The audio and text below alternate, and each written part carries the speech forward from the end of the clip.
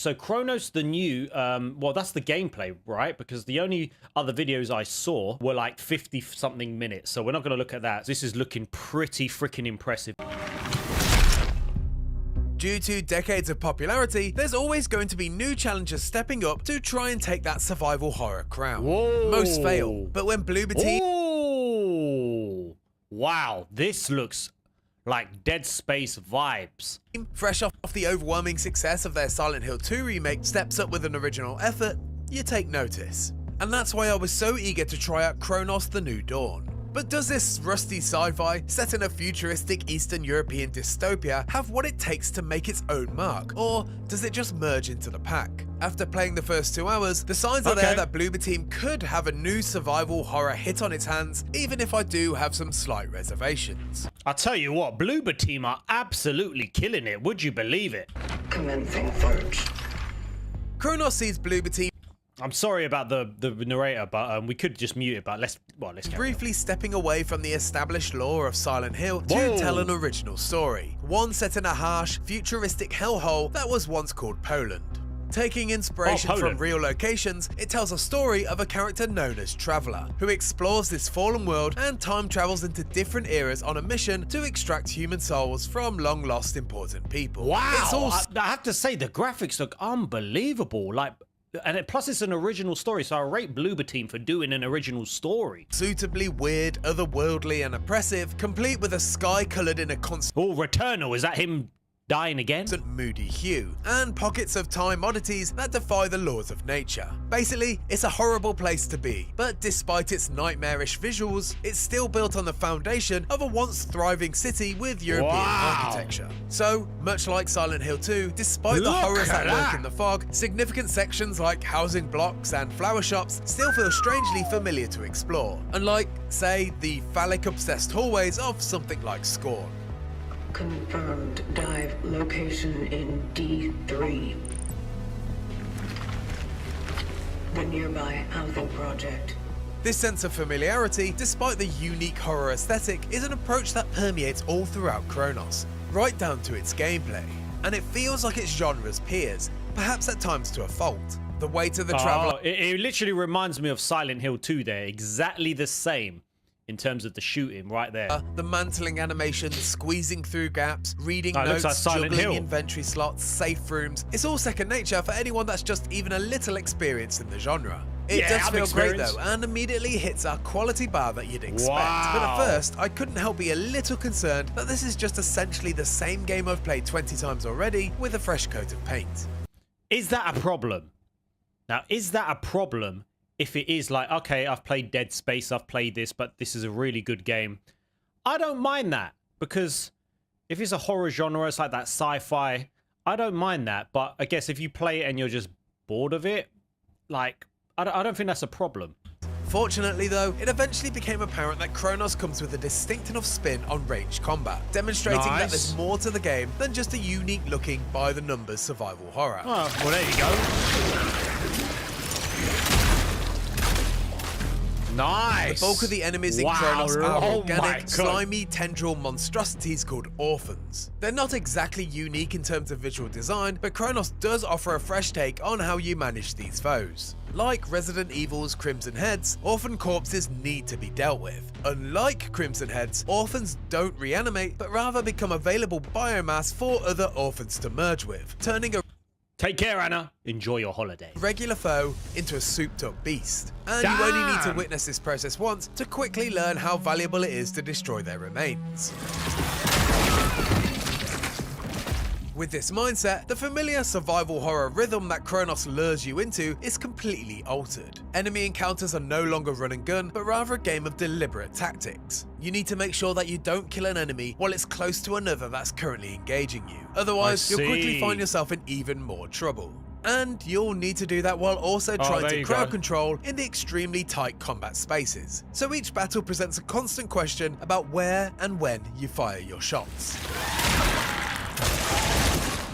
Damn. Much like Silent Hill 2, most of the combat is way more intimate than ranged, despite the presence of firearms. The Traveller comes equipped with a morphing handgun, not too dissimilar to the service weapon in Remedy's classic Control, although upgrades, like the shotgun module called the Hammer, are mechanical objects that you can collect and attach, and once applied, these upgrades allow the firearm to easily morph into the form of your choosing. Ammo, Lovely. though, is scarce, and in this regard, Kronos is much more traditional horror than action horror. Once again, if you dive in expecting to mow down fodder like you're playing Resident Evil 4, then expect to have a bad time. Enemies are tough, and merged enemies are significantly man, I'm gonna tougher. struggle with this. So, perhaps more than ever, ammo is extremely precious and, at least from what I played, every shot truly does count. Oh wow, this looks good. Encountered. Are you? Like Dead Space's Isaac Clarke, the Traveller can also stomp and swing a punch, but across my 2-hour session, these moves felt largely like flourishes rather than useful combat techniques. So, with a scarce amount of ammo and the possibility that even early enemies can quickly evolve into unstoppable beasts, you need to Nice. quickly learn a new playstyle that's distinct from other survival horror games. Shoot that From thing. what I saw, the key to combat success in Kronos is a systematic approach utilizing two extremely valuable abilities: charge and burn. Man, look at these. With both the handgun, which is dubbed the sword, and the shotgun, you can hold down the trigger to charge your shot, and I can imagine this being the case for the entire arsenal. Once I began experimenting with the power of a charge shot to Lovely. the head, and yes, this is a headshot game, there's no great emphasis on dismemberment, despite feeling like you're playing Dead Space at times, I quickly realised firing off a weak normal round was ultimately as good as discarding it. From then on, every one of my shots was charged. This, Okay. coupled with strategically taking down enemies to prevent merging, evolved my playstyle from the instant failure of So, run and gun I'll be to good at the this. overwhelming success of tactical Use your brain. consideration. And I got finally, this. burning fallen enemies became the third vital tool in that gameplay loop, whether that be during the action or post-battle. Oh my god.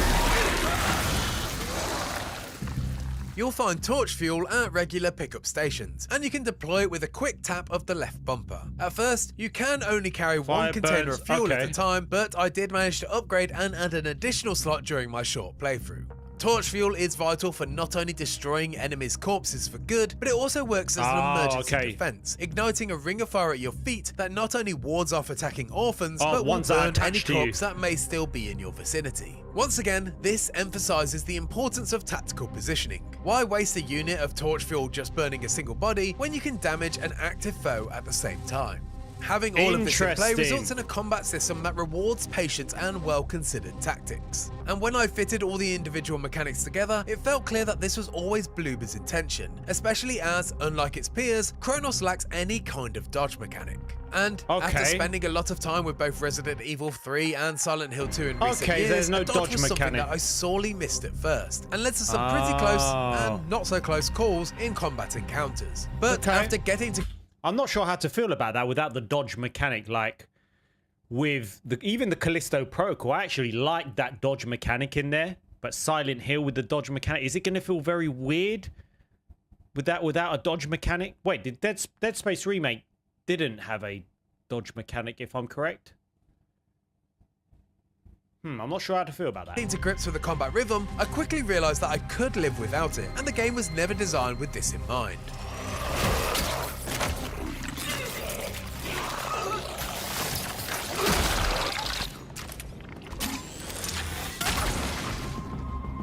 Side note though, I would really still like a dodge, particularly for the tricky boss encounter at the end of my I play see. session, which trapped me inside very tight apartment rooms, desperately trying to make space between myself and an anthropomorphic black goo monster. I understand the thought process, but sorry, I'm still on Team Dodge. Outside of Okay. combat, Kronos settles into something that feels distinctly more traditional for the genre, ticking every box that you'd expect for a modern survival horror game. The section Okay. that I played was made up of mostly a linear path that pushes you through pockets of enemies and light puzzles, with frequent stops to collect resources and manage your inventory. There are even traditional safe rooms that include an upgrade station, storage boxes, and save points. It all immediately felt second nature, and while that's potentially a bit unexciting and safe, it's clear that Bloober has a firm grasp on the fundamentals of the genre.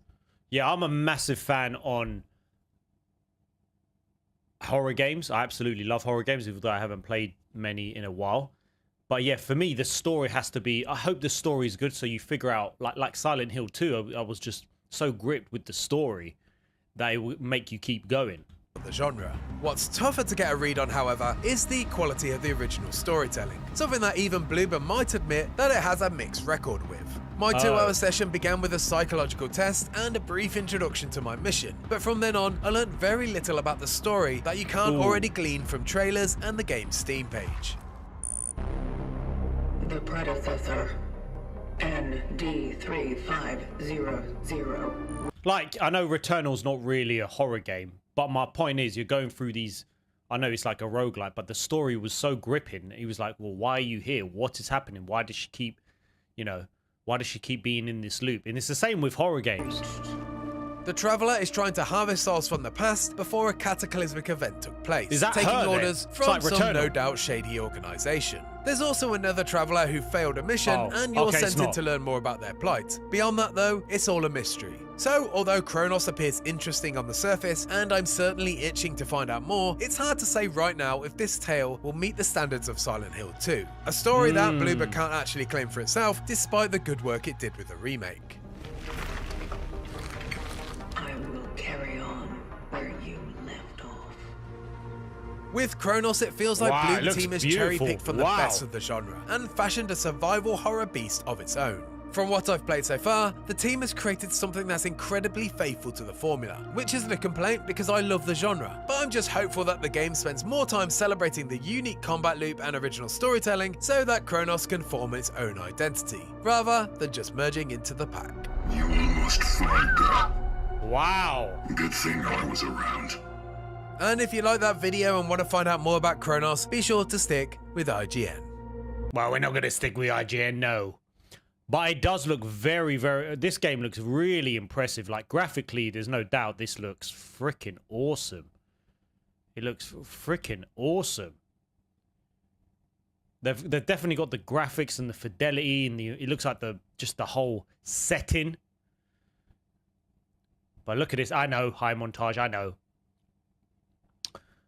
And it does look fun. I just hope the story's like really gripping, because it actually seems very interesting. Like, what I want to know what's going on.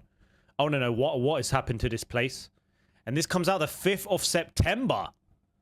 Flipping hell, man. We got too many games. But look, it looks very, very good. Look at it. It does remind me of Silent Hill, obviously. Actually reminds me a lot of Silent Hill 2. This is one to look out for, though. Wow, look at that. So this combat is going to be freaking hard. Look at this. I'm not going to get scared. Not really. You know me, guys. With horror games, I'm good. As long as he doesn't have letters. Oh, yeah, this looks good. Look at the graphic fidelity. And it's £50, yeah? That's not bad. That's not bad at all. Yeah, P, I do believe it's today, the Battlefield. Wow, look all this. Okay, I'm sold on this. I'm definitely sold. I'm quite easily sold, to be honest. More footage, the more I get excited. I'm okay with the same old formula with a new coat of paint. Yeah, that's what I said. I'm exactly the same. If someone says, oh, it's the same sort of game, come on. You look at Call of Duty, you look at Battlefield, you look at all of these shooting games, it's still the same game. What's the difference if it's like a new horror game? I reckon they're going to do very, very well. The fact that it's August and it still doesn't... oh, it says it still doesn't have a release date. Does it have a release date? You said it was... yeah, it's 5th of September. Lovely, like you said. This is going to be very good. So, wow, 5th of September.